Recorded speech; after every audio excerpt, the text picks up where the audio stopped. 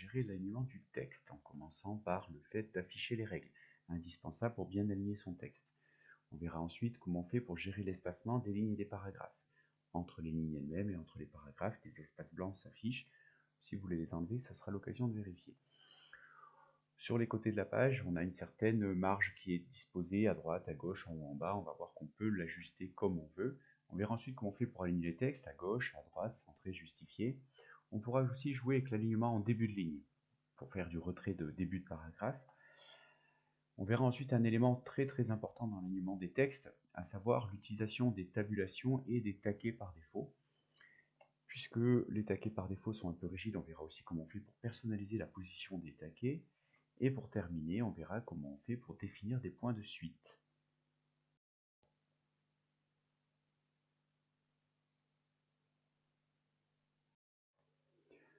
La règle est un outil qui s'affichera en bord de page et qui est très pratique pour ajuster les alignements de paragraphes et autres, pour pouvoir les afficher, puisque par défaut la règle qui est normalement ici ne s'affiche pas. Il faut ouvrir l'onglet affichage et tout simplement venir cocher la règle. Alors si on ne la voit pas, il faut venir chercher dans afficher règle. Il se peut que vous la voyez directement, c'est une question de résolution d'écran. Ensuite on voit ici effectivement que la règle s'affiche parfaitement.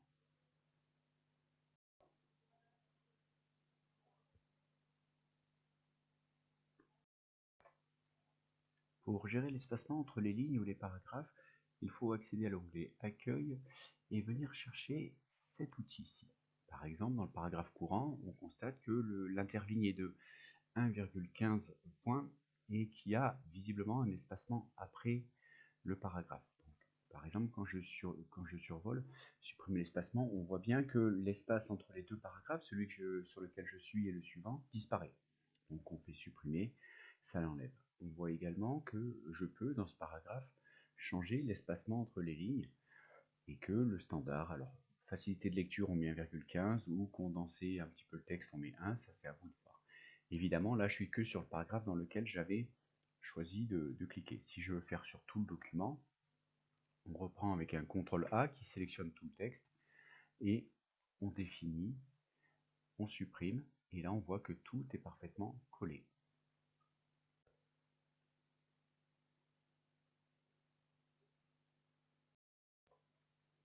Pour gérer les marges autour du document, la partie, l'espace qui est ici laissé en blanc, il est possible, parce que par défaut, l'espacement il est de 1 pouce, 2,54 cm, donc il est possible de le modifier.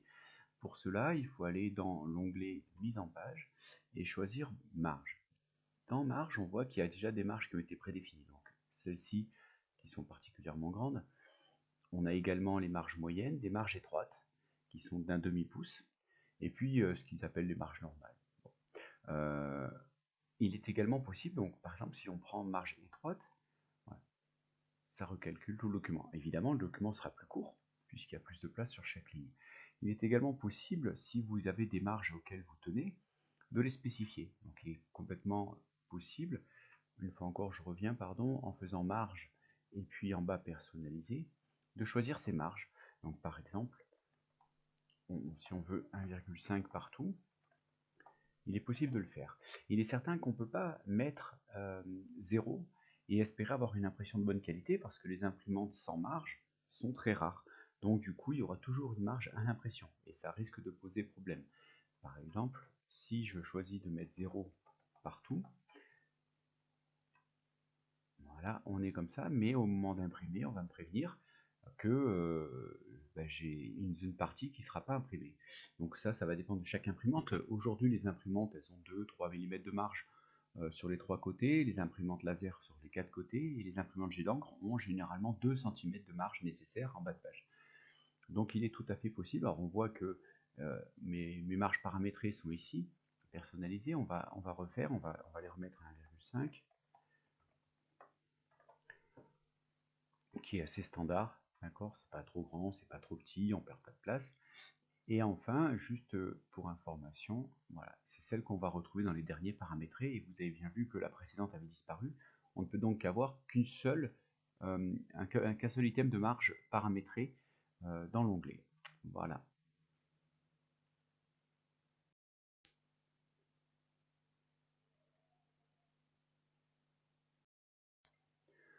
Pour aligner le texte, ou plus exactement les paragraphes, c'est relativement simple puisque tout est déjà fourni dans l'onglet Accueil.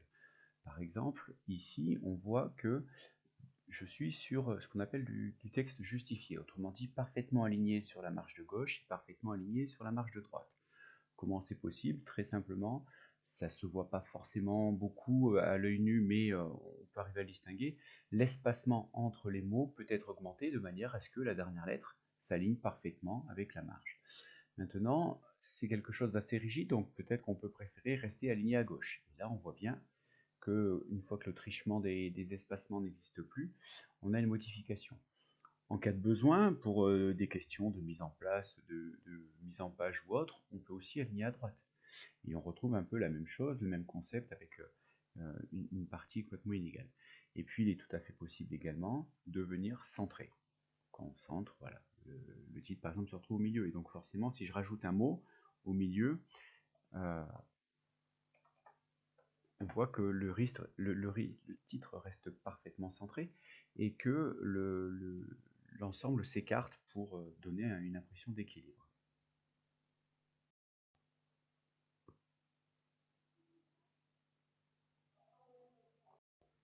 On peut voir que dans les paragraphes, par défaut, ici, en début de paragraphe, que ce soit les lettres de la première ligne ou des lignes suivantes, tout le monde est parfaitement aligné. Il est possible de modifier cela en utilisant, au niveau de la règle, donc il faudra bien sûr afficher la règle, les taquets de retrait.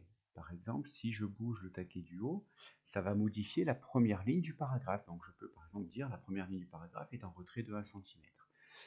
Si je souhaite plutôt faire l'inverse, c'est-à-dire la première ligne elle est à 0 et les lignes d'en dessous à 1 cm, il suffit de prendre le taquet en forme de triangle de la ligne d'en dessous et ça donne bien les autres lignes du paragraphe. Ensuite, il faut faire un petit peu attention parce qu'en dessous on a deux taquets, le carré et le triangle. Donc, le triangle on vient de le voir. Si on manipule le carré, ça déplace les deux en même temps, en gardant évidemment la distance qui était prévue au début. Donc ça n'a pas un immense intérêt, si ce n'est à éventuellement, comme ici, distinguer un début de paragraphe. Par contre, il faut faire attention parce que des fois, nos paragraphes se décalent à cause de l'utilisation de la touche de tabulation, par exemple, et donc il faut penser à vérifier ici que les taquets correspondent bien à ce que nous avions prévu initialement.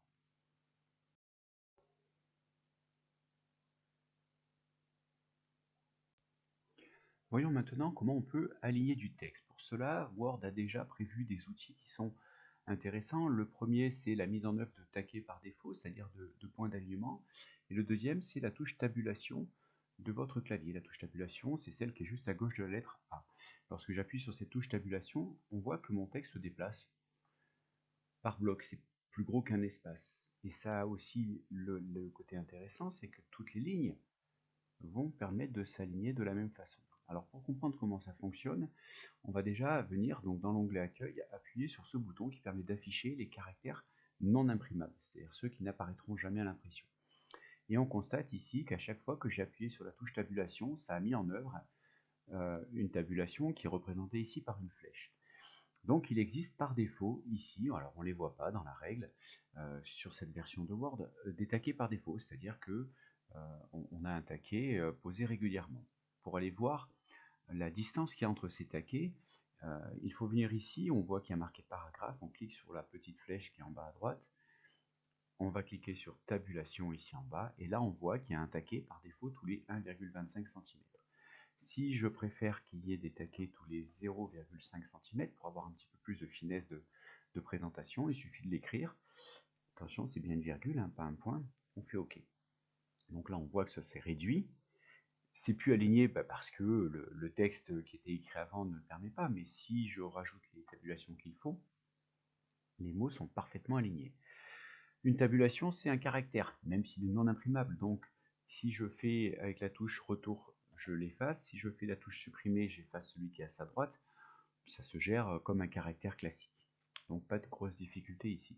Maintenant, il n'est pas nécessairement recommandé, à moins d'avoir un mot à aligner, il n'est pas nécessairement recommandé de faire autant de tabulations que nécessaire. C'est-à-dire de se dire, bah tiens, tous les numéros de page, je vais les pousser au bout de la ligne comme ça, et puis cela comme ça, et puis cela comme ça. Pourquoi? Parce que si jamais il y a une modification, et que ici je rajoute des choses, ça va forcément rajouter du contenu au début, donc pousser le texte à la fin, puis rien n'est aligné.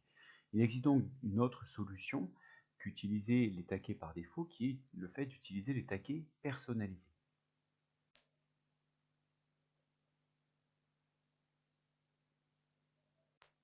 Les taquets personnalisés sont une fonctionnalité très riche, mais avec laquelle il faut faire attention. Première chose qu'il faut remarquer, c'est dans le coin supérieur gauche, entre les deux règles, ici, on a les modèles de taquets qu'on va pouvoir positionner sur la règle. Le premier, par défaut, c'est la tabulation gauche. On a une tabulation centrée, voilà, une tabulation à droite, voilà, une tabulation décimale. Voilà. Après, voilà, on a une borne d'arrêt, mais ça, c'est la tabulation barre, c'est autre chose. Et puis après, on peut aussi rajouter des taquets comme on a déjà vu en début de ligne. On va essayer d'éviter. Par exemple, je suis ici sur la ligne sommaire. Je vais rajouter un taquet ici à 3 cm. Donc, c'est bien le taquet gauche qui est sélectionné. Je clique sur 3. Ça a positionné ici un taquet à 3 cm. À partir de maintenant, si je fais une tabulation, au lieu d'avoir une tabulation qui utilise des taquets par défaut, qui sont par défaut de 1,25 cm, mais que moi j'ai redéfini à 1,5, là si j'utilise la tabulation, on voit que ça va directement sur le taquet par défaut. C'est-à-dire que quand je positionne un taquet, ça annule tous les taquets par défaut qui sont derrière. Par contre, si je fais une deuxième tabulation, on retombe sur mon taquet qui est à 3,5, c'est-à-dire un demi-centimètre plus loin. Maintenant, on peut aussi utiliser d'autres taquets. Par exemple, ici, pour le sommaire, je vais positionner un taquet à droite, ici. Alors, on ne peut pas directement le positionner sur la fin de page parce qu'il y a déjà le retrait de droite, donc du coup on le positionne un peu en retrait, puis après on clique et on le laisse glisser vers la droite. Et maintenant, lorsque je vais faire une tabulation, automatiquement mon texte va s'aligner sur mon taquet. Et comme c'est un taquet aligné à droite, lorsque mon texte arrive, c'est bien la droite de mon texte qui s'aligne sur mon taquet. Et là, mes numéros de page sont parfaitement centrés. Et quand bien même je rajouterai du texte, ça ne change rien. Le texte que j'ai rajouté, l'espace utilisé, était absorbé par la tabulation. Donc à droite, ça ne bouge pas. Donc on a mis comme ça en place quelque chose de très efficace.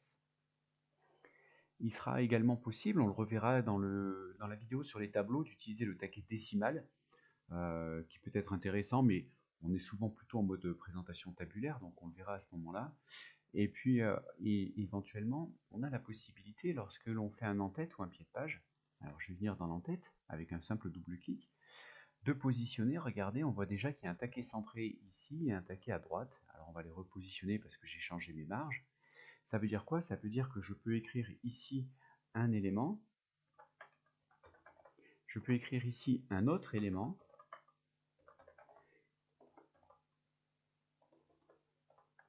et ici un dernier élément. Donc je peux structurer mes en-têtes et mes pieds de page de manière à ce que tous mes éléments en haut soient écrits. Par exemple, ça peut être le titre du livre, le titre du chapitre, et puis, je ne sais pas, la GEAGAP, etc. Donc il y a moyen comme ça d'utiliser les taquets pour faire du joli alignement.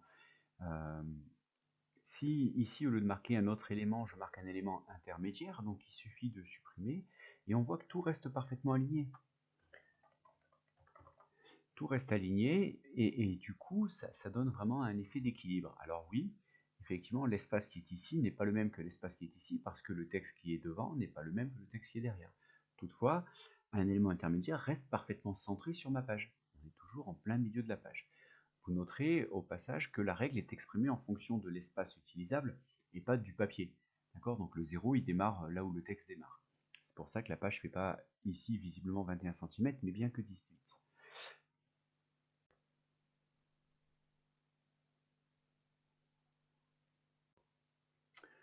Dernier point qu'on voulait voir ensemble dans cette vidéo, c'est que, par exemple ici, nous avons les numéros de page qui sont à la fin de la ligne. Mais si les textes sont trop près ou si le sommaire est trop grand, il est difficile de savoir à quelle ligne correspond le page 4. Est-ce que c'est le 1, le 2, le 3? Bon, ici, c'est assez évident, mais quand il y en a beaucoup plus, ça peut être compliqué. De même que lorsqu'on fait un document à trous à remplir, par exemple un bordereau d'inscription, un billet à remplir, etc., il peut être intéressant d'utiliser ce qu'on appelle le point de suite, c'est-à-dire un ensemble de points. Alors, on pourrait très bien, pour un ensemble de points, utiliser le point qui est sur le clavier. D'accord? C'est possible. Maintenant, pas gagné pour aligner le texte. Non seulement ici, parce que je ne suis pas garanti que ces deux mots-pages soient alignés, mais en plus, je ne suis pas sûr que d'une ligne sur l'autre, ici, les points soient alignés les uns avec les autres. Donc, ce n'est pas quelque chose d'efficace. On évite de faire des répétitions de touches, comme tout à l'heure, on évitait de faire des tabulations à tout va. On évite de faire des répétitions de touches parce que c'est pas du tout professionnel, c'est beaucoup de perte de temps. Donc, il y a un moyen beaucoup plus simple. Je vais sélectionner ici mes 3 lignes, histoire de faire une seule fois la configuration des 3. Maintenant, on peut le faire une fois. Je vais faire un double clic sur la tabulation que j'ai placée ici. On revient sur cette fenêtre dans laquelle on avait défini les taquets par défaut.